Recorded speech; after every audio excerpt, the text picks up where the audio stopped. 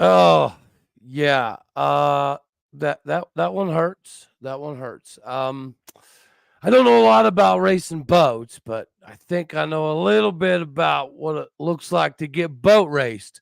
But calm down. I'm not gonna do what everyone thinks I'm gonna do and freak out. This conference is just ridiculous. You are Locked On Oklahoma State, your daily podcast on the Oklahoma State Cowboys, part of the Locked On Podcast Network. Your team every day.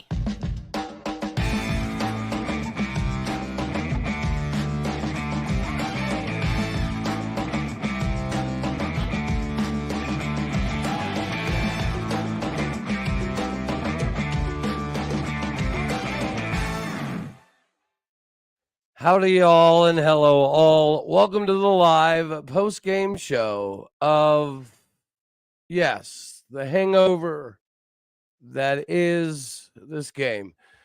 Thank you for tuning in to make this your first listen here on Locked On Oklahoma State. Today, we're partially brought to you by Prize Picks. Make sure that you go get your money right. A little bit easier to bet on players instead of just all of the statistical side of things. So Oklahoma State takes a bit of a thumping, 45-3. We get bounced in the bounce house. UCF, why must you do these things? I mean, dear Utah, Arizona, Colorado, Arizona State, this is the Big 12. This is 2 years in a row. Yeah, maybe we're not quite as quote unquote strong as last year, but this is the only conference where every single week number 11 can beat number 2 and it not be a big surprise. Now, getting your head kicked in the rain is a little bit different. Guys, statistically speaking, it looks like we just completely switched up. RJ Gordon, what is wrong? What is wrong? You know, we could talk about the keys, but we got to give props to UCF. I was excited to some degree about this game. Their uniform game was awesome. Congrats to them. Yeah, but I was a little concerned simply because of the hang up. And I'll tell you, the first major concerning moment for me in this one was I don't know who said it, but the beginning of the broadcast, one of the announcers mentioned that they talked to Mike Gundy.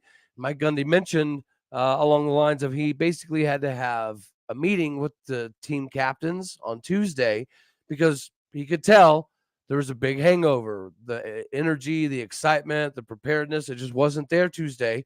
So he had to have a meeting. And then we do a Wednesday practice, and then we fly there a little bit early to do a walkthrough. And then we did like a hotel style walkthrough again this morning. The preparation just wasn't there. And here's the deal. We all have a hand to play, which is why I'm not going to freak out. Because we treated Bedlam like a bowl game, and that's what it was. It was that was it was a big game. Winning 5 straight was obviously huge, but Bedlam was a bowl game. You hear this all the time. Army just beat an undefeated Air Force recently, right? And it's the same concept. That was their bowl game. Army was prepared for this one game, and UCF did the same thing. As we talked about on the show earlier or yesterday. Statistically speaking, UCF's offense is good. They were the number 2 total offense in the Big 12. They were like the number 2 rushing offense in the Big 12. RJ Harvey was like 4th in the conference in rushing. So statistically, they'd actually led in most categories in like 5 of their losses. They outrushed and out through their opposition in losses. So again, statistically, UCF's done some stuff. They've just always found a way to shoot themselves in the foot. That was us today. 4 turnovers. We had to compliment OU because they had a phenomenal game plan against Ollie, and he still almost had a $140 and another 20 on the air and multiple touchdowns.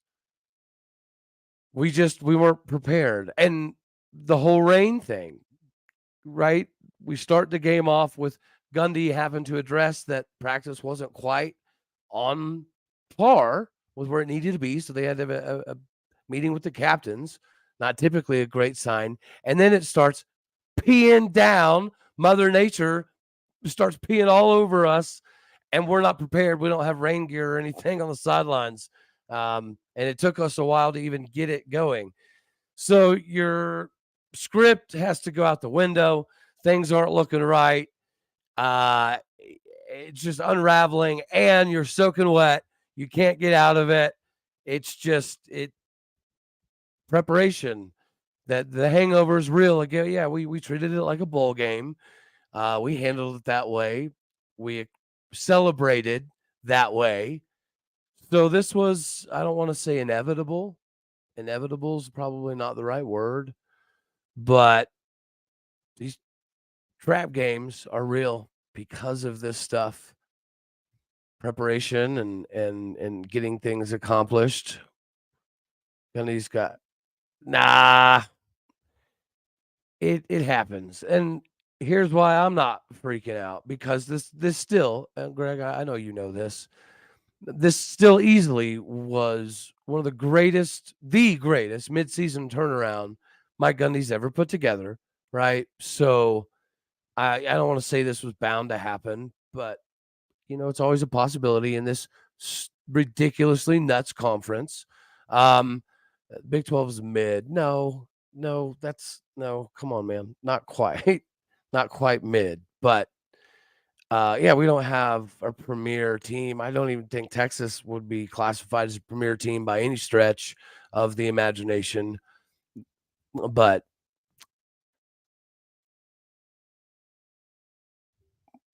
what? I can't call a trap game when everybody was talking about it being a real game all week. I don't get that one. Yeah, again, statistically, they do some stuff. They've had opportunities to win in the fourth quarter quite often this year. They just never found a way to get it done. Yeah, that's not really groundbreaking. I mean, heck, we know that. It just, yeah, it's okay. Now we gotta wake the hell back up and reel in the next couple games. 9-3 is still a legitimate possibility, and what we just witnessed and what we've been witnessing, there's going to be a big shakeup still yet. There's still going to be a big shakeup.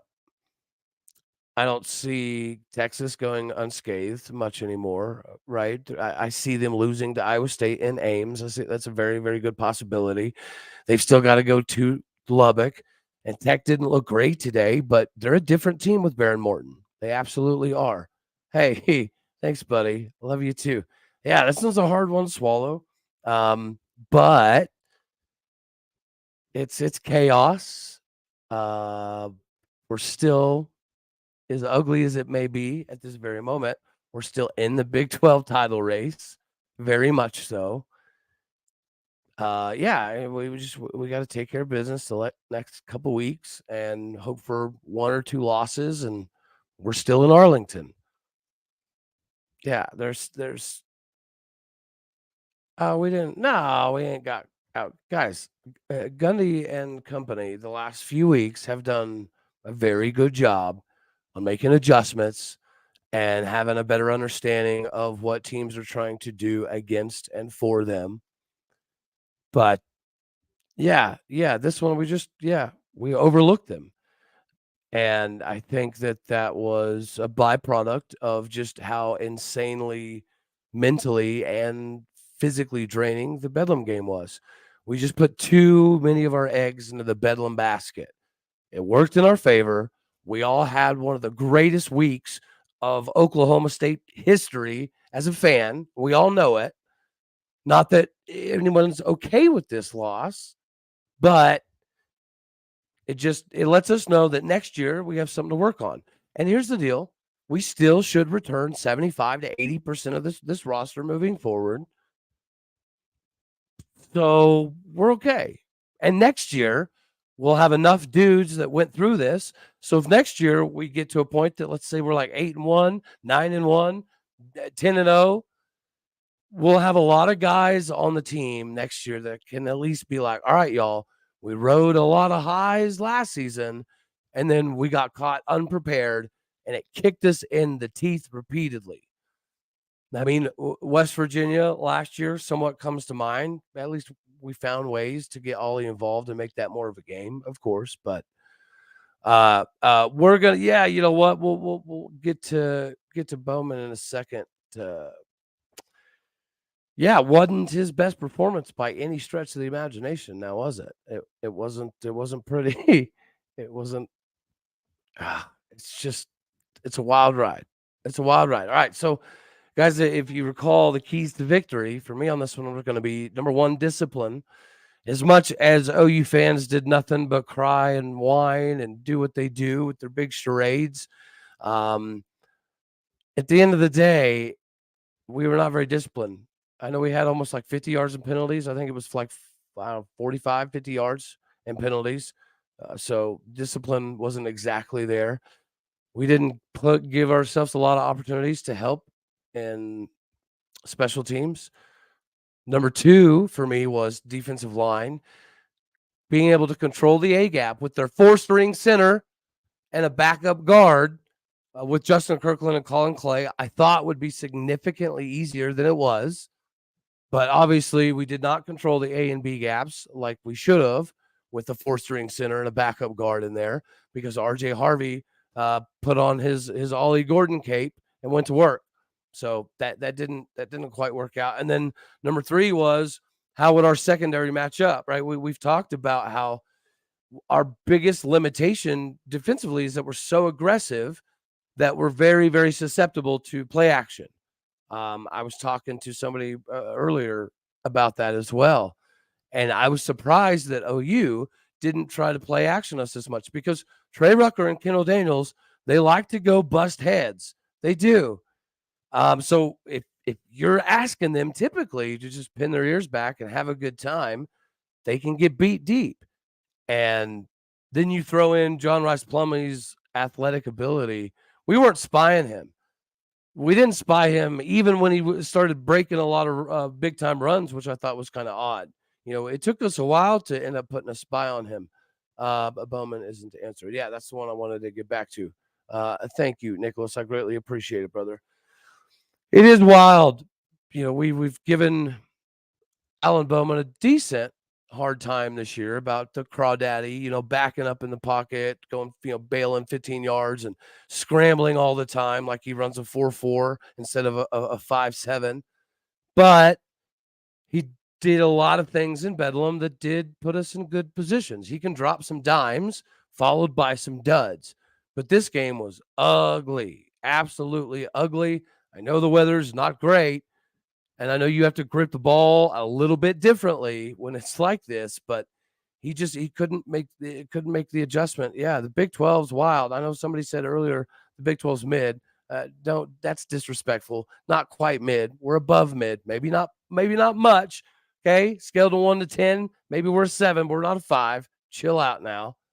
But week to week, it's absolutely crazy. If you want to watch quality football, or at least absolute madness, the Big 12's kind of the place to go. Yeah, Bowman got hurt early. I mentioned, I texted that to a couple people. You know, he dove. It sucked that the play even got called back, because it wasn't actually that bad of a run. I think it was like a 14, 15 yarder. But he dove, and it did kind of look like he landed on the ball up into his rib cage. So I didn't know if maybe he just knocked the wind out of himself, but I don't want to say he didn't look like himself, because he was doing the Crawdaddy Bowman thing. It just, it wasn't good. But UCF is very, very irritating. What are you talking about? I said OU should have done more play action. Get out of here. I was trying to help OU, right? Since Jeff Lebby can't do it, I was trying to be helpful. So why don't you get your panties out of a wad, oh boomer buddy? Where Where's my top 5 replacements? Well, he fortunately, whether it was forced or not, had to dive back in to being much more involved. So thankfully, it worked out. Now, I still have a valid frustration there because Gunny should have dove into this degree last season, or at least should have dove into this degree at the beginning of the season instead of waited. That's complacency. That's all right. Heisman Trophy in 20. Yeah. Wait. No. Who said he's? Oh my geez. I don't. So maybe I shouldn't have clicked on the ridiculousness. I've said quite often he's not going to win the Heisman this year. There's no way. But I have said he deserves to be in New York. And if he finishes the season strong, that still absolutely remains. Now, next season, I have said that he will definitely be top 2, top 3 to start the year, as he should be. Miss Zandria, I'm sorry. It's okay. Without the refs. Oh, Hank, don't drink so much and then come on places. The refs. Don't be typical. Don't be a typical OU fan, dude. That's not becoming of you. You have the logo. That's already bad enough. You know. Let's see. Big 12. Yeah, it's absolutely crazy. Yeah, Jackson, it's still anybody's race, unfortunately. You know, we're gonna have a 3-loss team in the Big 12 title game. There's probably no ifs, ands, buts about it.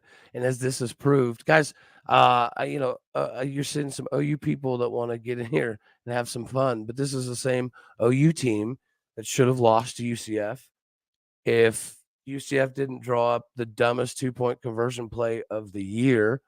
I know they know that too, the ones that actually understand what they're looking at. But yeah, 3 losses in the Big 12 title game is going to happen. So now the question is, what 3-loss team plays whomever? And you know what? Add more craziness, because if Texas loses to Iowa State next week, which I definitely see as a very viable option for that game's outcome, then this whole thing is still a completely different conversation. Nobody's going to the playoff in this conference. Not even Texas. I guess theoretically, if they win out, who knows? Who knows how this thing is going to shake out at the end of the day? But again, yeah, this sucks. It's a big hangover. We won our Bedlam Super Bowl, and we got caught really, really, really flat-footed. Yeah, shout out, Ted. UCF did play good. Who's not winning out? Texas? No way. Neither is OU. Obviously, we messed that up a little bit today. Yeah, we're absolutely talented. We were unprepared, Phyllis. We just rode too high on the Bedlam hog all the way around. We celebrated that win just a little bit too long, and it caused us to lose focus of what we had coming forward. UCF knew that they absolutely had to put on a big time preparation week for this game, and they did. I mean, shout out to them. OU is winning out. Texas, OU is winning out. Texas and OU? No. Neither of them? Agreed. Yeah, I agree. We're horrible on 4th down play calling. That is true. Like I said, this wasn't an instance of trying to get too cute. This wasn't an instance of just necessarily getting beat man for man. We looked hungover physically, not just your typical a hangover loss. We physically looked like the whole team showed up to Orlando a day early, which they did, and maybe did a little bit of extra partying, which I don't think they did, but it really looks like that.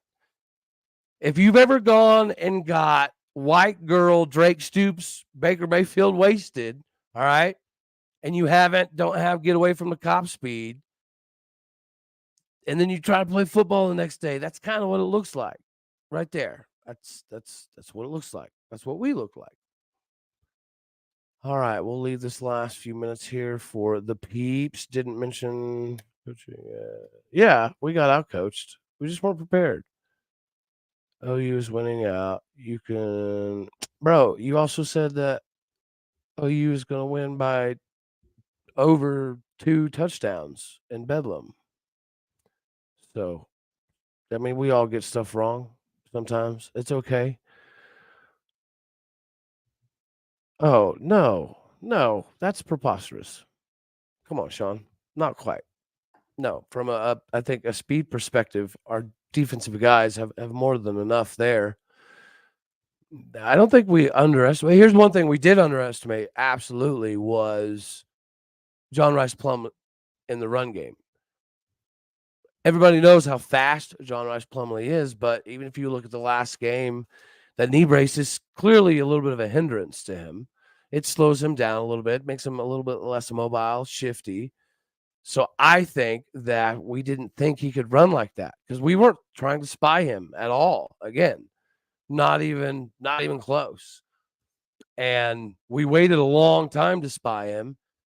And then they had the passing game open up. Guys, Corey Black and Kendall Daniels looked like they were currently drunk on the field.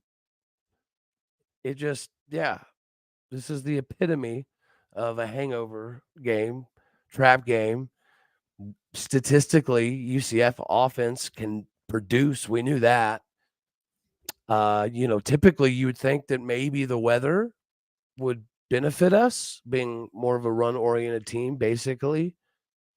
But yeah, we can all get down with horns down. Yeah, Y-Zone KD has been jogging for the last few games, and it's weird that a lot of people are noticing. Right, it's not just an outlier anymore. Yeah, Corey Black has been getting beat on when he's had the backside contain responsibilities quite a bit. UCF picked on us. Like, they had a good game plan. See you later. See you later, buddy. Yeah. It's were we a run? We weren't today. We have been in this chunk of us winning games for sure. But yeah, we went away from some stuff today, and it bit us in the butt. But again, we obviously are going to have some stuff to look at. Number 9 is horrible. He's good in run support. He's really good in run support. So is Kendall Daniels. But the thing with Kendall is, like, when he decides that he's burnt, that's it. He's burnt. He doesn't even seem to run full speed to try to get back into the play. Am I excited to see it? No, but the bigger question to me is, if we all see it, and I've received several messages about it, that means the coaches have to see it too, right? So the coaches have to have this conversation with Kendall, like, bro, you're like 6'5", 230 pounds, you run a 4.5, 4.6 40. Everybody knows you're an All-American type. Why are you possibly the biggest, fastest, best player on the field, and you're literally 5 feet away from making plays, and you're standing there? I don't know. Something's a little off with Kendall, it appears. Yeah, Rucker has been a little bit better than KD recently. Well, not only does he whiff Y-Zone, he whiffs and then he just stands there. I don't, and we rode Xavier Benson last year for the same exact thing. Like, I did two shows probably on Xavier and the timestamps, right? I know some of y'all remember. I was timestamping on video every time that Xavier would run into the back of his own D lineman and then get lost in the play and then just give up. And now Kendall Daniels is doing it, and he's been doing it for a few weeks. I just, it's weird. I don't know if he's dinged up or just confused, or maybe he is. Maybe he is. You know, I'll do some asking in that department. I know Josiah Johnson is a little banged up, but he's still out there, you know, rocking and rolling, trying to get stuff accomplished. Absolutely. Yeah, agreed. 5-1 swapped. Good call. That's exactly what it feels like.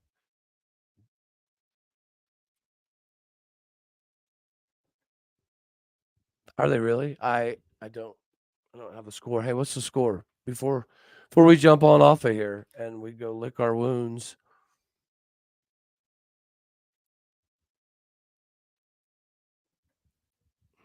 Yeah, we got caught. We got caught sleeping, OT. That's for sure. We overlooked them. We were unprepared. We were unmotivated. That may have been the word I've been searching for this entire episode. Unmotivated. We just didn't really look like we were worried about the outcome of that game. It was very reminiscent of South Alabama, but is it just me, or did this one almost feel even more hopeless than South Alabama? I might be crazy. All righty, y'all. That's what it feels like. Yep. Yep. Good call. Good call, J Rod. Absolutely. They were ready. We were not. Yeah, that sucks. Was done drunk. I don't know if he started the game drunk, but I'll be honest with you. If he started drinking a bottle halfway through the third quarter, I don't blame him. I don't blame him. Hopefully he shared with the coaches around him if he was in fact drinking, because this was a game. If there was a game as a coach this year where you get a little bit of I'm just going to take a few shots of Jack in the booth, this one was it.